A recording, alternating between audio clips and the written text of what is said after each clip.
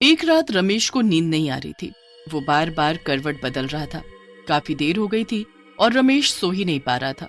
रमेश उठता है और चप्पल पहनकर बाहर सैर पर निकल जाता है। अक्सर गांव में लोग 5 बजे ही उठ जाते हैं, पर उस दिन 6 बजे भी सब सो रहे होते हैं। रमेश को ये बात अजीब तो बहुत लगती है और वो इधर उधर देख भी रहा होता है कि शायद उसे कोई दिख जाए, पर उसे कोई भी दिखाई नहीं देता। दूर दूर तक कोहरा जमा होता है। रमेश उस कोहरे में चला जाता है और कुछ देर बाद उसे एक घूंघट वाली औरत दिखती है। अरे ये क्या? अरे दुल्हन, इस वक्त? चलो चल के पूछता हूँ अभी। रमेश उस दुल्हन के पास जाता है। उसने लंबा सा घूंघट किया होता है। रमेश उसके हाथों की तरफ देखता है। उसके हाथ बेहद ही खूबसूरत होते हैं और चूड़ियों में तो वो और भी ज्यादा खूबसूरत लग रहे होते हैं। रमेश तो उनको देखता ही रह जाता है। उसके बाद वो उससे धीरे से पूछता है, अरे कौन हो आप, और ऐसे अकेले? मेरा नाम माया है। मैं इस गांव की नहीं हूँ, पास वाले गांव से हूँ। यहाँ मेरी मौसी रहती है, तो बस मैं तो उससे मिलने आई थी। अरे इतनी सुबह? सुबह नहीं, अभी तो रात के 2:30 बजे हैं। क्या? मैंने तो घड़ी में टाइम देखी थी, लगता है घड़ी रुक गई, इसीलिए सोचूं कि इतने आज कोई दिखाई नहीं दे रहा सुबह में। खैर, तुम कहाँ जा रही हो इतनी रात को? बताओ तो तुम्हें मैं छोड़ दूं? नहीं नहीं, मैं खुद चली जाऊंगी। तुम्हें तकलीफ उठाने की जरूरत नहीं है। अच्छा चलो ठीक है, लेकिन आप एक घूंघट उठा सकती हो क्या? मतलब ऐसे ही कि इतने टाइम से हम लोग बात कर रहे थे, लेकिन आपका चेहरा भी नहीं देखा। क्या सच में तुम मेरी शक्ल देखना चाहते हो? ठीक है, फिर ये देखो। माया इतना कहते ही अपना घूंघट ऊपर कर देती है और रमेश उसकी शक्ल देखकर दूर पीछे जाकर गिरता है। उसके सामने कोई खूबसूरत औरत नहीं बल्कि एक भयानक शक्ल वाली चुड़ैल खड़ी होती है। रमेश की तो डर के मारे आवाज ही नहीं निकल रही होती। वो इतना घबरा जाता है कि अपनी जगह से उठ भी नहीं पाता।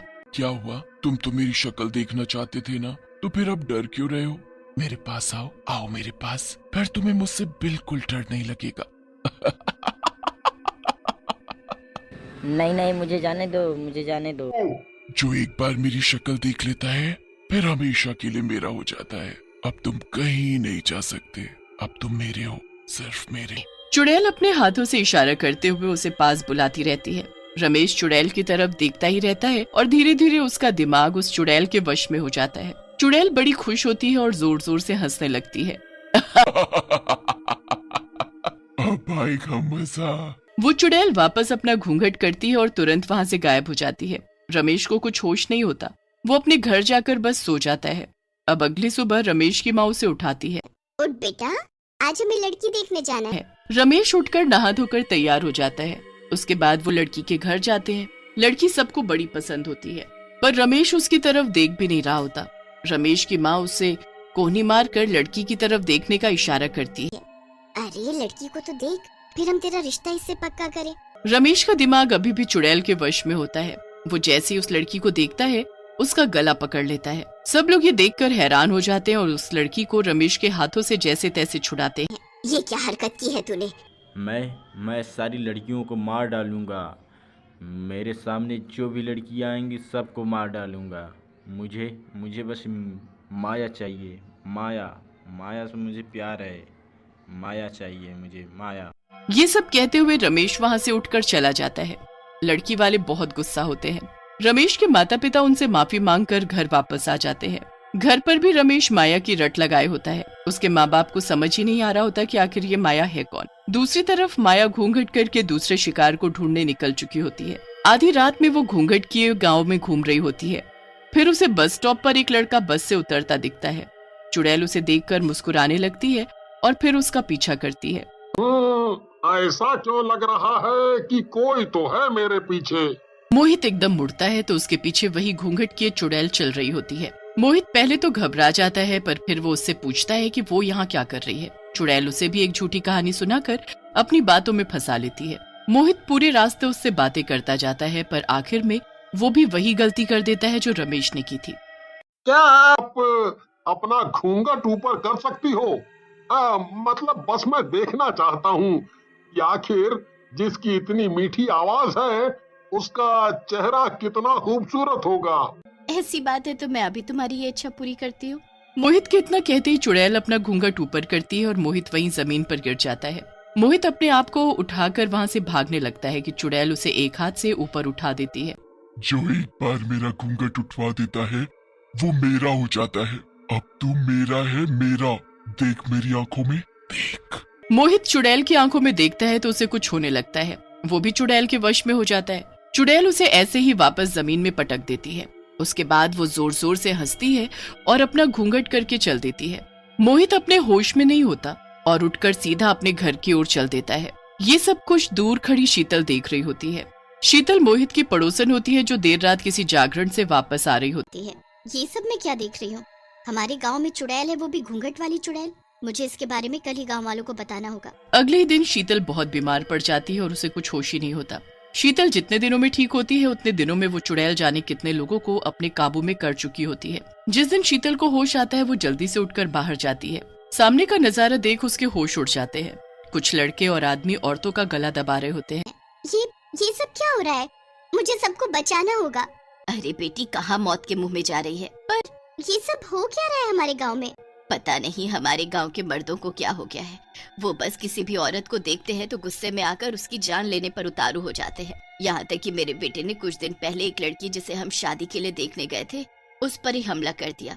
उसके बाद वो मोहित है ना, उसने गाँव की एक लड़की का गला दबा दिया। वो तो अच्छा हुआ उसकी माँ सही वक्त पर आ गई और उसे बचा लिया। बहन बेटी को छोड़ ये मर्द किसी भी औरत को मारने पर उतारू हैं। मुझे पता है ये लोग ऐसा क्यों कर रहे हैं। ये सब वो घूंघट वाली चुड़ैल का काम है। मैंने देखा था उस रात खुद अपनी आंखों से। उसने मेरे सामने घूंघट ऊपर किया और उसकी चुड़ैल शक्ल मैं अभी तक नहीं भूल पाई। उसने मेरे सामने मोहित को वश में किया। मैं घर आकर किसी को कुछ बता पाती कि मैं खुद ही ऐसी बीमार पड़ी कि मुझे आज होश आया। पर अब हमें उस घूंघट वाली चुड़ैल को पकड़ना होगा और सब कुछ ठीक करना होगा। तो चलो अभी गांव के पंडित जी के पास। दोनों जल्दी से पंडित जी को उस चुड़ैल के बारे में बताते हैं। क्या उसका इंतजाम करना कोई आसान काम नहीं है। वो चुड़ैल हमेशा की तरह आज रात भी घूंघट में बाहर निकलेगी।